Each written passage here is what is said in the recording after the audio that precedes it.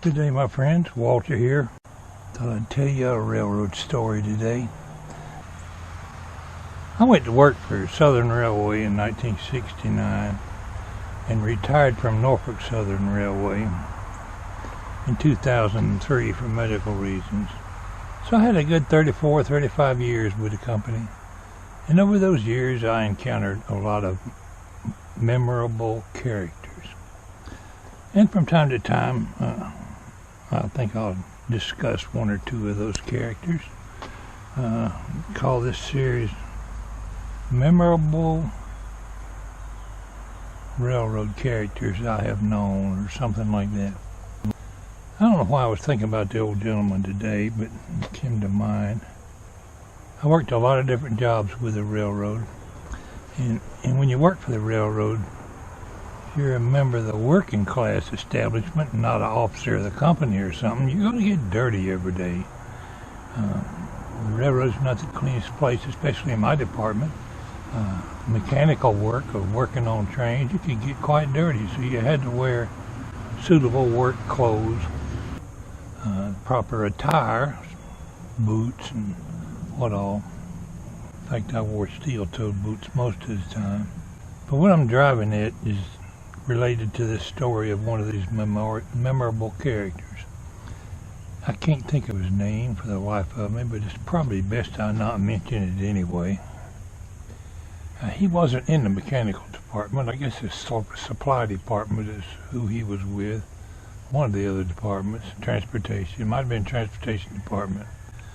But I encountered this man mostly in the time that I worked at the cab track.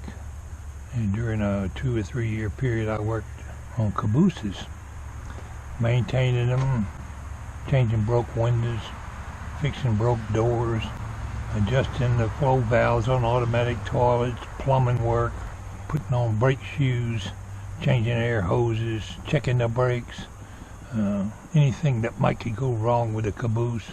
Inspect the radio, do radio tests to make sure they work. I could probably name a dozen more things that I had to do that related to that job. It all had to do with working at the cab track. And the cab track was a track about, I guess it would hold 10, well actually there were 2 tracks that they kept them in. And from time to time we'd have as many as 10 cabooses there at Norfolk Southern's Inman Yard. And I'm sure they probably still got the tracks there, even though I don't know if they still call it cab track or not. This old gentleman I worked with at the caboose, at the cab track, he was what they call a cab supply man. The cab supply man had his own truck, more like a panel truck, and he carried supplies for different cabooses and locomotives. He carried things on that truck like sacks of coal, fusees or flares, emergency flares, torpedoes, cables and chains for drawhead cables. Those had to be replaced from time to time on cabooses. So his job was supplying cabs.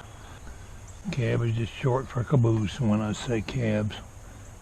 Well, when the cab supply man was not supplying cabs, he had other duties to do, like sweeping out the cabooses, emptying the trash, just cleaning them up, getting them suitable for reuse.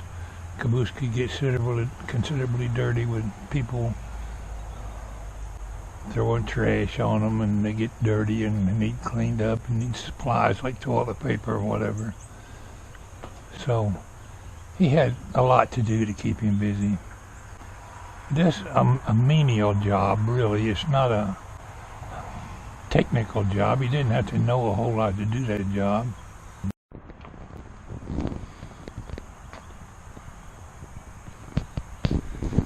Like I say, I can't remember the gentleman's name, but I learned a lot about him.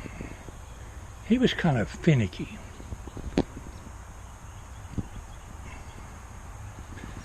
And I think he was kind of ashamed of the job he had to do. It was a respectable job anyone could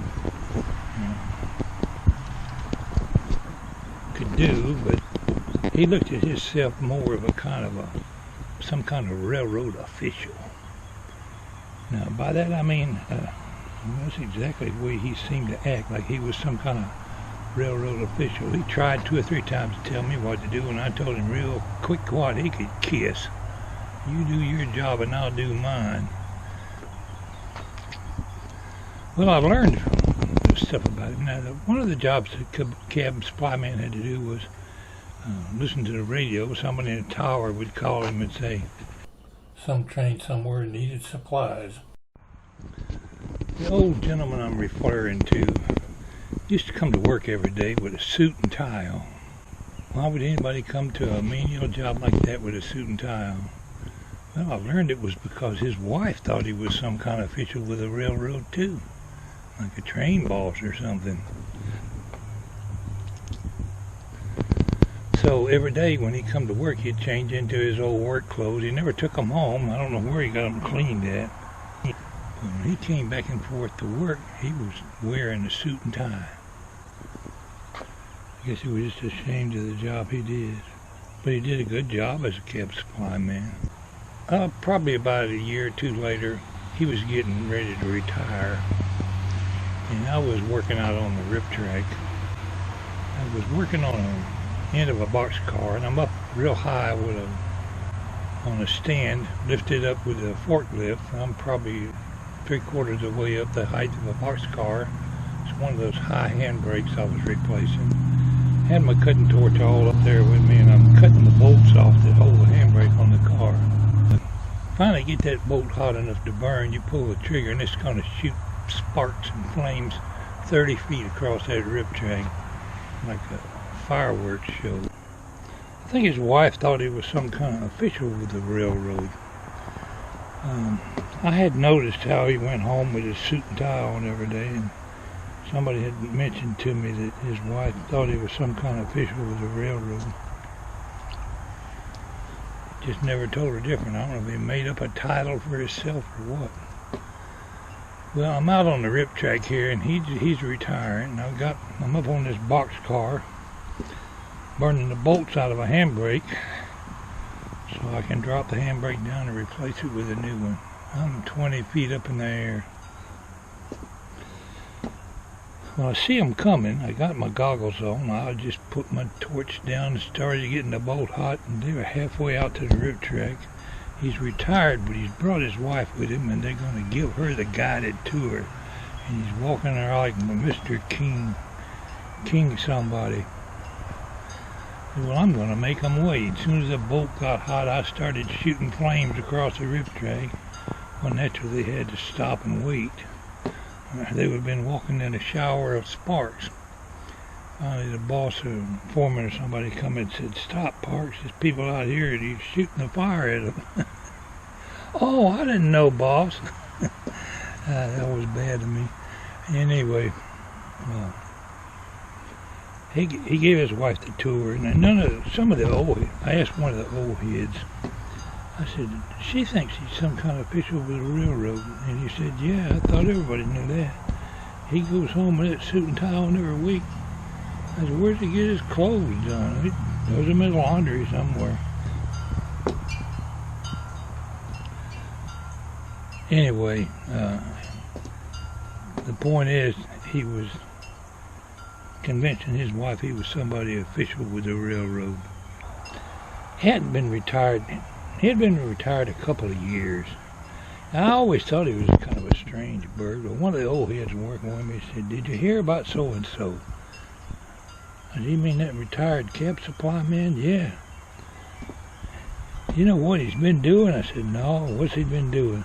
See, when you retire from the railroad employee gets, I don't know what it was at the time, now it's well over $3,000. But whatever his amount of money come to on his retirement was like, let's just say $2,000, $2,500 or something like that. Well, when your wife gets old enough to retire, she can draw an additional, it's something like $1,200 a month or thereabouts. And you both are living off of both of you's check. until such time as you pass on, or she passes on, well, her check ceases. Now, if she survives you, she'll get your whole full-size check. I think they've changed that recently, the last few years. At one time, she had to live off that $1,200 or whatever. I said, well, what did he do? Well, his wife knew this other old lady, one of the wives of one of the other railroad employees, and ran into the old guy's wife over there at the beauty parlor. She said, I just don't know how we're getting by with this $1,200 a month. And the lady scratches her head and says, well, it don't make sense.